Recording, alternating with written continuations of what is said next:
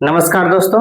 देखिए, आज हम लोग पढ़ेंगे संख्याएं के बारे में, यानी नंबर्स के बारे में।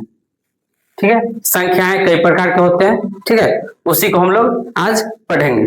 देखिए, यहाँ पे है प्राकृत संख्या। प्राकृत संख्या को इंग्लिश में बोलते हैं नेचुरल नंबर। गिनती की संख्या को प्राकृत संख्या कहते हैं। जैसे 1 2 3 4 5, किसी भी चीज को हम गिनते हैं तो शुरू करते हैं 1 से, 1 2 3 4। ठीक है, तो उसी को हम लोग क्या बोलते हैं? प्राकृत संख्या यानी नेचुरल नंबर। चलिए आगे बढ़ते हैं। अगला है पूर्ण संख्या। क्या है? पूर्ण संख्या यानी होल नंबर। प्राकृत संख्या के समूह में यदि हम शून्य को शामिल कर देते हैं तो इसे पूर्ण संख्या कहते हैं। जैसे 0 1 2 3 4। अब समझिए, किसी भी चीज को हम गिनते हैं तो 1 से शुरू करते हैं, तो ये हो गया प्राकृत संख्या। और अगर हम 0 से शुरू करेंगे, कहां से? 0 से, 0 1 2 3, तो यही हो गया पूर्ण संख्या। ठीक है, आप समझ गए होंगे। चलिए आगे बढ़ते हैं।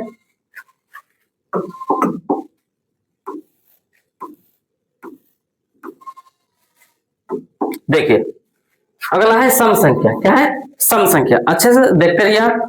सम संख्या यानी इवन नंबर। वैसी संख्या जो 2 से पूर्ण विभाज्य हो उसे सम संख्या कहते हैं। पूर्ण का मतलब होता है पूरा पूरा, और विभाज्य का मतलब होता है भाग लगना। ठीक है, मतलब जिस संख्या में 2 से पूरा पूरा भाग लग जाए क्या कहलाता है? सम संख्या कहलाता है। जैसे 2 4 6 8 10, इसमें 2 से भाग लग जाएगा इस सब में। ठीक है, जैसे आपको बोलेगा ये 20 कैसा संख्या है? तो सम संख्या। 2 दाहिने के 20, 2 से भाग लग जाएगा यानी सम संख्या। ठीक है, चलिए आगे बढ़ते हैं। विषम संख्या यानी ऑड नंबर। वैसी संख्या जो 2 से पूर्ण विभाज्य नहीं हो उसे विषम संख्या कहते हैं। जैसे 1 3 5 7 9 11। सम संख्या का उल्टा होता है विषम संख्या। जिस संख्या में 2 से भाग लग जाता है तो सम संख्या कहलाता है, जिस संख्या में 2 से भाग नहीं लगता है विषम संख्या कहलाता है। जैसे 1 में 2 से भाग नहीं लगेगा, 3 में नहीं लगेगा, 5 में नहीं लगेगा, 7 में नहीं लगेगा, इसलिए ये सब विषम संख्या।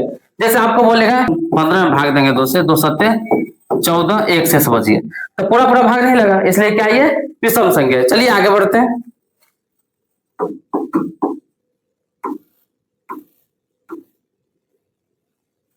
देखिए, यह भाज्य संख्या। क्या है? भाज्य संख्या यानी कंपोजिट नंबर। एक से बड़ी वो संख्या जिनमें एक और स्वयं से भाग लगे और अन्य संख्या से भी भाग लगे भाज्य संख्या कहते हैं। जैसे 4 6 8 9 10 12 15। अब इनको समझते हैं हम लोग। एक से बड़ी संख्या लेना है यानी एक को नहीं लेना है, तो क्या है? 4। अगर आप 4 में भाग लगाइएगा तो 1 से तो लगेगा ही, 1 से सभी संख्या में भाग लगेगा, और जो संख्या है मतलब स्वयं यानी 4, तो 1 से 4 से भाग लग जाएगा। लेकिन 1 4 के अलावा भी 4 में कोई संख्या से भाग लगेगा तो देखिए 2 से लग जाएगा। किससे? 2 से। तो 1 से लगेगा, 4 से लगा, उसके बाद भी क्या चीज से लगा? 2 से लग गया इसमें भाग, इसलिए क्या है गया ये 4 क्या हो गया? भाज्य संख्या। 6 में भी भाग लग जाएगा, 1 से और 6 के बाद 2 से 3 से भाग लग जाएगा, तो क्या हो गया? 6 भाज्य संख्या। उम्मीद करते हैं आप समझते होंगे। ठीक है, चलिए आगे बढ़ते हैं। क्या है? अभाज्य संख्या यानी प्राइम नंबर। एक से बड़ी वो संख्या जिनमें एक और स्वयं से भाग लगे और अन्य संख्या से भाग नहीं लगे क्या कहलाता है? अभाज्य संख्या कहते हैं। जैसे 2 3 5 7 11 13। समझिए, 2 जो है एक से बड़ी लेना है तो एक तो लेंगे नहीं, 2, तो 2 में किस संख्या से भाग लगेगा? 2 में एक से भाग लगेगा और 2 से, इसके अलावा किसी संख्या से भाग नहीं लगेगा, तो क्या हो गया ये? अभाज्य संख्या।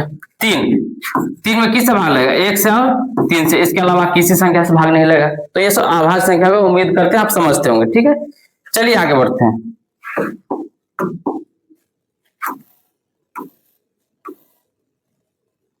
देखिए ध्यान से, क्या है?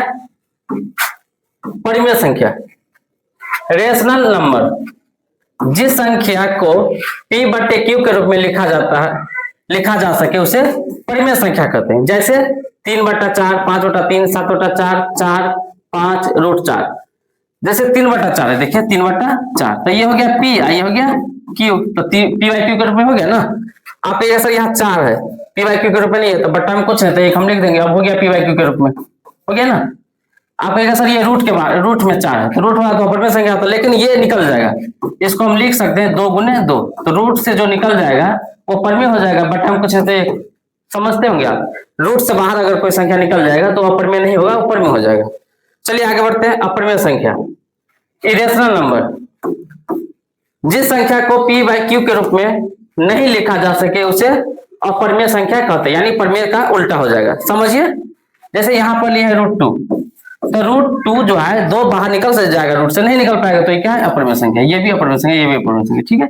जैसे √13, ये भी अपरिमेय संख्या। रूट में अगर कोई संख्या है और वो बाहर नहीं निकल पाता है तो क्या है? ये अपरिमेय संख्या हो जाएगा, ठीक है। आगे बढ़ते हैं।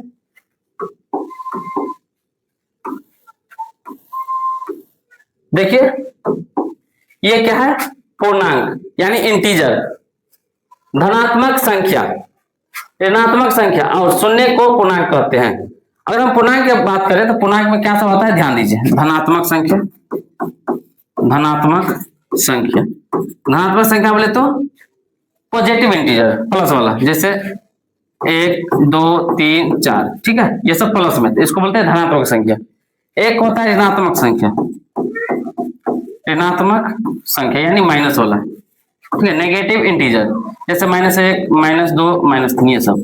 एक होता है शून्य, शून्य, ठीक है। तो पूर्णांक में तीनों चीज आता है, धनात्मक संख्या, ऋणात्मक संख्या और शून्य। उम्मीद करते हैं आप समझ गए होंगे, ठीक है। यहाँ पर देखिए 1 2 3 4, ये सब प्लस वाला हो गया धनात्मक, 0 भी आ गया, -1 -2 -3 -6, ये सब ऋणात्मक।